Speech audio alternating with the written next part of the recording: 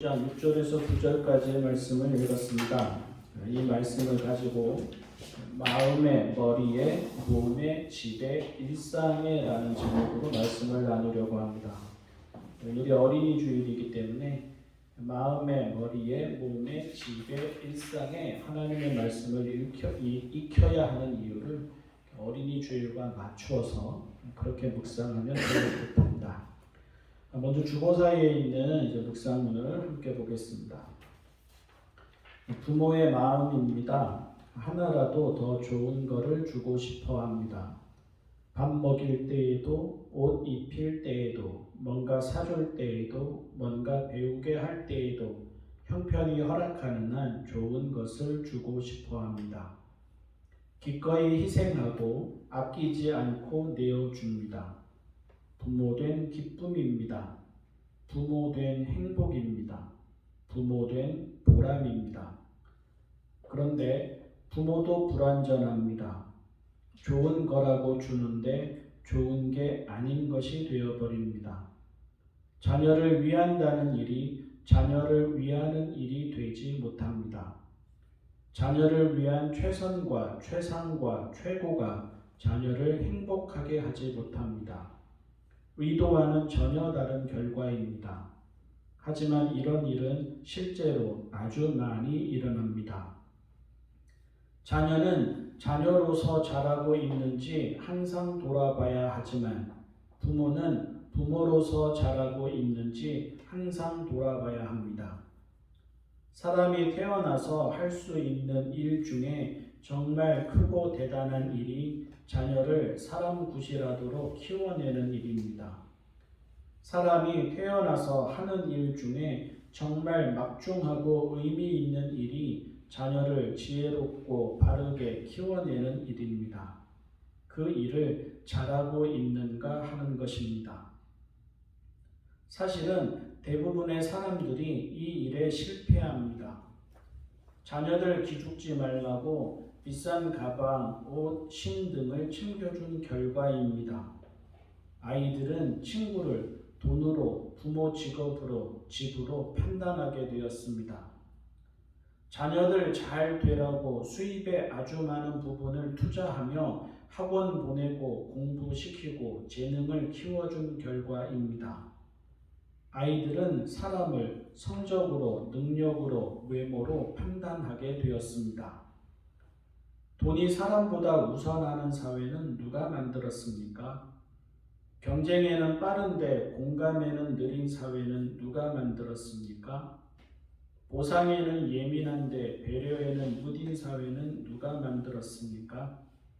이중잣대와 내로남불과 승자독식의 사회는 누가 만들었습니까? 임대충, 휴먼거지, 빌거지 등이라는 말로 가난한 이를 조롱하는 사회는 누가 만들었습니까? 모세는 율법을 전하면서 그것을 마음에 새길 뿐만 아니라 자녀에게 가르치라고 했습니다. 율법은 단순한 법조문이 아닙니다. 율법은 어떤 사회가 좋은 사회인지, 사람이 사람을 대하는 마음은 어떠해야 하는지, 사람에게 주어진 자리와 몫은 무엇인지 등에 대한 세세한 가르침입니다. 모세는 새로운 시대와 사회가 그 가르침에 따라 결정된다고 보았습니다. 부모가 줄 수 있는 최선과 최상과 최고가 율법이었습니다. 율법을 몸과 마음에 익히는 것, 율법을 일상과 사회에 스며들게 하는 것, 그것이 부모의 일이고 사명이었습니다. 부지런히 가르치라고 했습니다. 집에 앉아 있을 때나 길을 갈 때나 누워 있을 때나 일어나 있을 때나 언제든지 가르치라고 했습니다. 강제하라는 말이 아닙니다. 하기 싫은 공부 시키듯 가기 싫은 학원 보내듯 다 너 잘 되라고 하는 일이라는 말로 강요하듯 그렇게 하라는 말이 아닙니다. 신앙이 바탕이 되게 하라는 말입니다. 신앙이 일이 되지 않게 하라는 말입니다. 신앙에 물들게 하라는 말입니다. 가풍이 있다면 그것이 신앙이 되게 하라는 뜻입니다. 문화가 있다면 그것이 신앙이 되게 하라는 뜻입니다. 당연히 부모부터 그렇게 살아야 했습니다. 부모는 하지 않으면서 자녀에게는 하라는 말처럼 어리석고 무의미한 말이 없습니다. 마음에 새기라고 했습니다. 손에 메어 표로 삼고 이마에 붙여 기호로 삼으라고 했습니다. 집 문설주와 대문에도 써서 붙이라고 했습니다. 일하는 기준이 신앙이 되게 하고 생각하는 기준이 신앙이 되게 하라는 뜻입니다. 들어오고 나가는 기준이 신앙이 되게 하고 집이 집인 기준이 신앙이 되게 하라는 뜻입니다. 하나님을 사랑하고 이웃을 사랑하는 사람은 그렇게 해서 생겨납니다. 있는 모습 그대로 행복하게 살아가는 삶도 그렇게 해서 생겨납니다. 사랑과 자비와 정의와 평화의 세상도 그렇게 해서 생겨납니다. 전사처럼 살지 않고 농부처럼 사는 인생도 그렇게 해서 생겨납니다. 작고 적고 소박하고 단순해도 자족하고 즐거워하고 감사하며 살아가는 사회도 그렇게 해서 생겨납니다. 모자라고 약해도 받아들여지고 존중받는 공동체도 그렇게 해서 생겨납니다. 부모는 가장 가까이에서 하나님과 하나님의 나라를 보여주는 사람입니다. 완전할 수는 없어도 그 일을 하지 않는 어른은 부모일 수 없습니다. 부모로서 해야 하는 가장 큰 일입니다. 부모로서 주어야 하는 가장 좋은 것입니다. 옛 어른들이 아이가 밥을 먹는 걸 보면 먹지 않아도 배가 부르다고 했습니다. 또 자기 아이를 안거나 업고 있을 때는 팔도 아프지 않고 어깨도 아프지 않고 허리도 아프지 않다고 했습니다. 정말 그랬습니다. 키울 때는 정말 그랬습니다. 우리가 다 어머니 아버지인데요. 아이가 태어나면 아이가 중심이 됩니다. 시간도 아이를 중심으로 바뀌고요. 공간도 아이를 중심으로 바뀝니다. 소비도 아이를 중심으로 바뀌고요. 놀이도 아이를 중심으로 바뀝니다. 내 시간, 내 공간, 내 취미 등이 사라지지 않습니까? 그렇게 부모가 됩니다. 그렇게 자녀를 키웁니다. 하나라도 더 좋은 것을 주려고 합니다. 그러니까 허락하는 한, 형편이 허락하는 한, 상황이 허락하는 한 내가 줄 수 있는 가장 좋은 것을 주려고 합니다. 밥 먹일 때도, 옷 입힐 때도, 뭔가 사줄 때도, 뭔가 배우게 할 때도 늘 그런 마음으로 합니다. 부모된 보람이고 부모된 행복입니다. 굴비 대가리만 먹었다는 어머니 이야기, 아들에게는 굴비 살만 주고 굴비 대가리만 먹었다는 어머니, 아마 이제 후회하지 않았을 겁니다. 섭섭하게 생각하지 않았을 것이고 서러워하지 않았을 겁니다. 아이들을 키울 때는 정말 그렇게 주어도 흐뭇하고 즐겁고 좋았을 겁니다.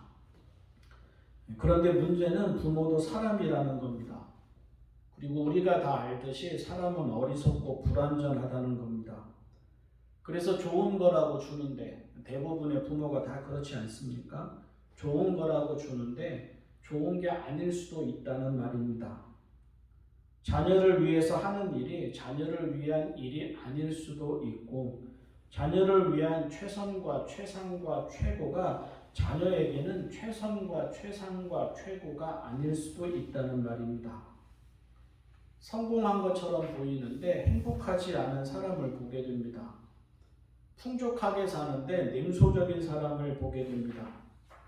모자람이 없어 보이는데 스트레스로 가득한 사람을 보게 됩니다. 부모가 그들을 키울 때 그런 것을 기대했겠습니까? 그런 것을 예상했겠습니까? 자녀는 자녀로서 자라고 있는지를 항상 돌아봐야 하지만 우리 부모는 부모로서 자라고 있는지를 항상 돌아봐야 합니다. 저는 그렇게 생각합니다. 사람이 태어나서 할 수 있는 일 중에 정말 큰 일이 아이를 낳아서 사람 부실하도록 키워내는 일이다. 사람이 태어나서 맡은 일 중에서 정말 대단한 일이 아이를 낳아서 씩씩하고 지혜롭게 바르게 키워서 다음 세대가 이어지게 하는 일이다. 인구 늘리는 일이 아닙니다. 핏줄이 있는 일이 아닙니다. 생식과 번식에 관계된 일이 아닙니다. 곰곰이 생각해 보십시오. 우리가 하는 일 중에서 어렸을 때부터 어른이 될 때까지 우리가 하는 일 중에서 그리고 우리가 그동안 이룬 일 중에서 사람 하나 제대로 키워내는 일이 얼마나 됩니까? 아니 일을 하거나 돈을 벌면서 그런 일에 마음을 쓰는 경우가 얼마나 됩니까? 그래서 부모의 자리가 막중합니다. 그래서 잘해야 합니다. 그래서 제대로 해야 합니다. 그리고 그래서 정말 좋은 것을 주어서 자녀들이 정말 잘 되도록 길을 열어줘야 합니다. 부모의 책임입니다. 사실은 대부분의 부모가 실패하는 것 같습니다. 또 대부분의 부모에게 부족한 점인 것 같습니다. 아이들이 잘 자라는 것 같지 않습니다. 아이들이 행복해 보이지 않습니다. 그리고 이 아이들이 자라나서 맞이할 사회도 좋은 사회라고 여겨지지 않습니다. 아이러니입니다. 부모는 힘에 겨울 정도로 최선과 최상과 최고의 정성과 수고를 쏟는데 그 최선과 최상과 최고가 부모에게는 힘겹기만 하고 자녀에게는 좋은 결과를 낳지 못하는 그런 현상이 일어나고 있습니다. 돈이 사람보다 우선하고요. 경쟁에는 예민한데 공감에는 무디고요. 공정이라는 말에는 즉각 반응하는데 배려와 측은히 여기는 마음에는 귀를 열지 않고요. 자기 눈에 들고는 합리화하는데 남의 눈에서는 티 하나 찾아내서 비난하고요. 가난한 이를 조롱하고요. 이중잣대와 내로남불과 승자독식이 당연하게 여겨지고요. 경쟁과 비교에 시달리면서 1등은 하는데 외모를 가꾸는 것은 잘하는데 자존감은 없고요. 스트레스도 늘어나고 공격성도 늘어납니다. 누가 이런 사회를 만들었습니까? 아이들이 만들었습니까? 부모는 좋은 것을 주었는데 아이들이 비뚤어져서 이런 사회를 만들었습니까? 아니지 않습니까? 내 자녀에게만큼은 가장 좋은 것을 주겠다면서 수고하고 희생한 우리 모든 부모들이 만든 사회이지 않습니까? 교회와 신앙인도 다를 바가 없습니다. 교회와 신앙인도 같은 기준으로 아이들을 키웠습니다. 세상에서 받아들여지고 세상에서 잘 나가는 사람이 되기를 기대했지 그것이 하나님 보시기에 옳은 일인지는 묻지 않았습니다. 젊은 엄마들이든지 나이든 엄마들이든지 젊은 아빠이든지 나이든 아빠이든지 모아놓고 이야기를 하면 자녀 키우는 일이 정말 중요하다 한마음으로 말합니다. 또 그 일이 하나님이 우리 가정에 맡기신 일이다 한마음으로 말합니다. 그런데 그래서 정작 무엇을 주었느냐 무엇을 주고 있느냐 물으면 세상과는 아무런 차이가 없습니다. 모세는 율법을 백성에게 전하면서 그것을 마음에 새길 뿐만 아니라 자녀에게 가르치라고 했습니다. 이제 가나안 땅으로 들어가기 전에 모세가 유언으로 남기는 마지막 말인 겁니다. 이거 새겨야 된다. 이거 가르쳐야 된다. 이거 들어야 된다. 이게 중요하다. 그래야지 새로운 사회를 살아갈 수 있다. 그러한 새로운 시대를 열어갈 수 있다라는 마음에서 이 말을 하는 것입니다. 율법이라는 것이 우리 이렇게 번역이 될 때는 법이라는 말이 들어가서 딱딱한 법조문이나 기계적인 법처럼 여겨지는데요. 원래는 토라이지 않습니까? 토라는 여성 명사이고요. 세세한 가르침입니다. 엄마가 아기에게, 아빠가 아이에게 이럴 때는 이렇게 해라, 저럴 때는 저렇게 해라 하나하나 가르치면서 입는 것, 먹는 거로부터 시작해서 모든 것에 가르침을 주는 것처럼 하나님이 우리 사람들에게 어떤 사회가 좋은 사회인지, 사람이 어떻게 살아가야 되는지, 사람의 마음은 어떠해야 하는지, 작은 사람들을 대할 때는 어떻게 해야 되는지, 이 세상이 어떻게 구성되어 있는지, 하나님을 믿는 것이 왜 중요한지 하나하나 가르쳐 주신 세세한 가르침이 율법이고 토라입니다. 모세는 그것에 따라서 가나안 땅에서의 삶이 결정된다고 보았습니다. 그러니 우리 어른들이 다음 세대에게 또 부모가 자녀에게 줄 수 있는 최선과 최상과 최고가 율법인 것입니다. 너희들 가나안 땅에 들어가면 농사를 짓게 될 텐데 농사를 지으려면 하늘의 절기를 잘 알아야 된다. 물의 흐름을 잘 알아야 된다. 땅을 잘 파악해야 된다. 씨 뿌리는 때를 잘 알아야 된다. 땅에 힘을 북돋우는 법을 잘 알아야 된다. 그리고 집은 이렇게 지어야 된다. 날씨는 이렇게 피해야 된다. 그런 것이 아니라 율법을 몸과 마음에 익히는 것, 율법이 일상과 사회에 스며들게 하는 것, 그것이 부모의 일이고 부모의 사명이라고 말하는 것입니다. 부지런히 가르치라고 했습니다. 집에 앉아 있을 때나 길을 갈 때, 누워 있을 때나 일어나 있을 때나 언제든지 어디에서든지 가르치라고 하였습니다. 억지로 시키라는 말은 아닙니다. 그래서도 썼듯이 하기 싫은 공부시키듯 가기 싫은 학원 보내듯 다 너 잘되라고 하는 일이라는 말로 아이들 입을 막듯 우리도 들었죠. 또 우리도 우리 자녀들에게 그렇게 말을 하지요.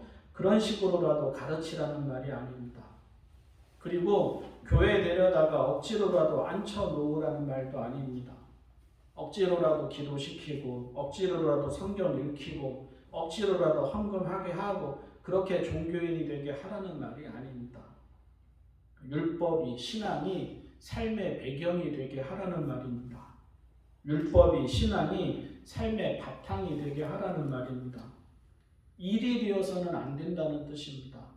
특별한 때만 찾는, 특별한 분야에서만 기억하는 그런 것이 되어서는 안 된다라는 뜻입니다.